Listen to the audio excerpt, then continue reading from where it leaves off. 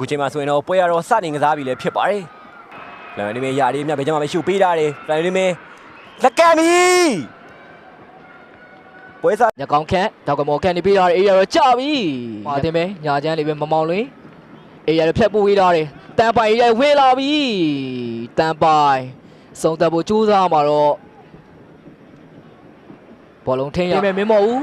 ရှေ့မှာရှိနေတန်ပိုင်နဲ့ပြန်တွဲဖို့ကြိုးစားတယ်တန်ပိုင်ပြန်ပြီးလိုက်ဆက်လာလက်ကန်လာပြီတန်ပိုင် ယာရီမြကောင်းခန့်ရှုပ်ပေးထားတယ်မမောင်လေးချက်ပေးထားပေးပြီ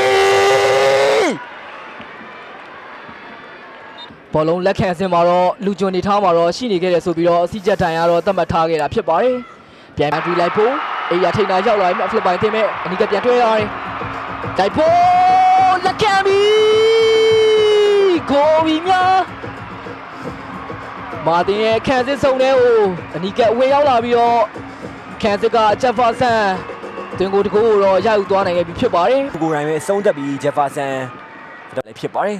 မနေ့ပြန်မော်ကန်ပေးထားတယ်ကောင်းတိုက်တယ်ညနာရှုပ်ပေးထားတယ်ပိတ်ပြီကိုဘီမြောင်းဒုတိယပိုင်းစလို့6မိနစ်ကျော်ပါပဲဖိလစ်ပိုင်တင်ဒုတိယမြောက်ဥဆောင်ကိုတော့ရရှိခဲ့ပြီလည်းဖြစ်ပါတယ်ဖိလစ်ပိုင်တင်တိုက်စစ်လိုက်ပါပုံတော်လေးဦးမှာမြန်ဆန်လို့ဆိုရမှာဖြစ်ပြီး အဲ့ဒါပြန်တွေ့တော့မြမာတင်မဲမြကောင်းခန့်ရှုတိုက်ကန်ပို့လာတယ်ခေါင်းတိုက်ပြီးဆိုကစားသွားမှာဖြစ်ပါတယ်မမောင်လွင်မဲတောက်ကမော်ကန်နေပြီးတော့တယ်ဖိလစ်ပိုင်တင်ရဲ့ခန့်စစ်ကပဲဥရာခဲ့တာဖြစ်ပါတယ်မမော်ဦးဇော်ဝင်းသိန်းဖြစ်ပါတယ်ဇော်ဝင်းသိန်းမဲရာလာတင်လက်ခံလာပြီ ဒီကပေးရတယ်ဒီလေမှာပဲတိုက်စစ်ကိုပေးရပြီလက်ကမ်းပြီဂိုးပြန်ပြီမြောင်းဖိလစ်ပိုင်တင်ရဲ့တိုက်စစ်စင်မှုတွေကအ စော်ပိုင်းမှာလူစားလဲဝင်ရောက်လာတဲ့ ဖိလစ်ပိုင်တင်ရှိပဲပြပြမြန်မာနေပဲလက်ကမ်းပြီဒုတိယပိုင်းပွဲကစားချိန်87မိနစ်ရောက်မှာတော့မြန်မာတင်ခြေပါကိုတကိုး ဒ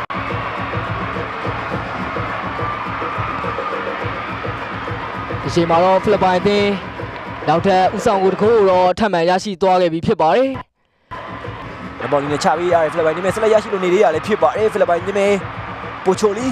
လက်ပိတ်တယ်။လက်ရှိချိန်မှာတော့ဖိလစ်ပိုင်အသင်းပစ္စမမြောက်တွင်းကိုတော့ထပ်မံပြီး